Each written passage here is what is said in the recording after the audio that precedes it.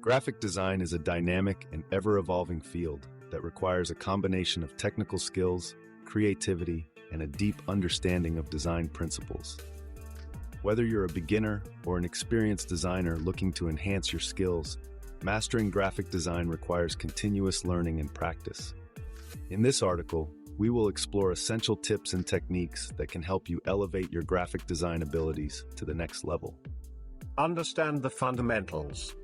To master graphic design, it is crucial to have a solid understanding of the fundamental principles of design. These include concepts such as color theory, typography, composition, balance, and contrast. Familiarize yourself with these principles to create visually appealing and effective designs. Develop a design process. Having a structured design process can significantly enhance your efficiency and creativity. Start by gathering client requirements, conducting research, brainstorming ideas, sketching rough concepts, and refining them digitally. Establishing a clear and systematic workflow ensures you consistently produce high-quality designs. Harness the power of typography. Typography plays a vital role in graphic design, as it can convey emotions, enhance readability, and establish brand identity.